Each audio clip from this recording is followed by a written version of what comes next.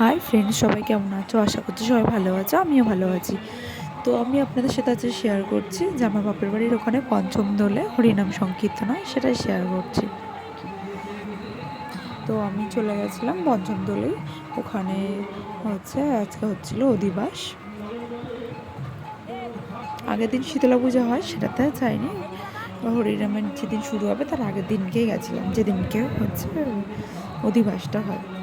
তো আমরা সেটা একটু দেখছিলাম। আমার বোনের মেয়েটা একটু নাচছে, আমার মেয়ে খেলা করছে, নাচছে।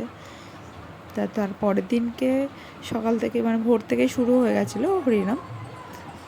তো ভোরবেলায় সকালবেলা যায়নি, সন্ধ্যেবেলায় চলে গেছিলো। হচ্ছে আর প্রচুর লোক হয়েছে, প্রচুর। আর আমাদের এই ঠাকুরতলাতে রাতের বেলায় খাবার ব্যবস্থাও থাকে। তো আমি তো খাবার তখন খেয়েছি 12:30। এত ভিড় হয়, এত ভিড় হয়, সে বলার কথা না। প্রচুর ভিড় হয়, রাত 1:30-2 পর্যন্ত লোকজন খায়। আমাদের ওখানে 7 গ্রামের লোকই সবই প্রায় আসে।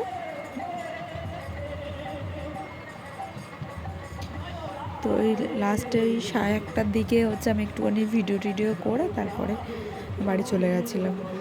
আবার পরের দিনকে সকালবেলা নগর ভ্রমণে যেতে হবে, সেই জন্য। এই দিনগুলো যে কি তাড়াতাড়ি কেটে যায় তা কী বলবো, কি ভালো লাগে। সেই ছোট্টবেলা থেকে পুজোর কাজ করি। এখন আর সেভাবে করতে পারি না, তবে আগে খুবই পুজো এই যে দল, পরে যে দল তুলতেছিলাম একবারই, তো এগুলো আগে আমরা করতাম, খুব ভালো লাগতো। এখন সবার বিয়ে হয়ে গিয়ে কেউ অতটা যেতে পারে না। তো এবারে তো আবার আমরা যেদিন নগর ভ্রমণে গেছিলাম সেদিনকে আবার ঝুমুর নাচও করেছিল, আরও ভালো লাগছিল। সবাই খুব আনন্দও করেছে। এই যে পরের দিন সকালবেলা ঝুমুর নাচ হচ্ছে। আর আমার বোনের মেয়েটাকে কি কিউট লাগছে, মাথায় যেই ওড়নাটা দিয়েছিল। আর আমার মেয়ে তো রং, আর এই দিনকে আমরা সবাই একটু রং টং মাখি। তো এই যে সবাই রং মাখছে করছে, আমার মেয়েকে যে রং দিচ্ছে সে মেয়ে তো খুব কাঁদছে, ও খুব একটা আসতেও চাইছিল না।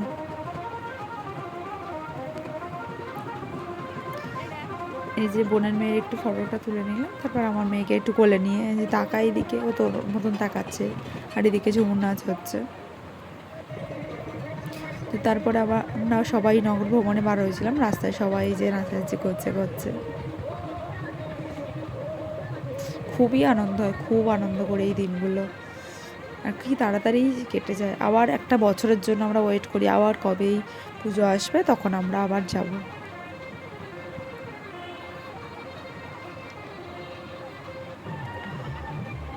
আমিও একটু নাচানাচি করছিলাম, তো সবাই একসাথে। তারপর আমাদের এখানে পল্লীনিকেতনে একটুখানি এসে সবাই মিলে নাচ করা হচ্ছিল। এদিকে আর বৌদি টৌদি সবাই আছে।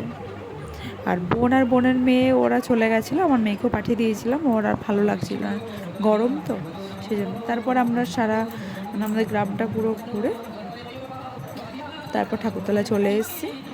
যে ঠাকুরটা নেবে, কী বলে ওটাকে,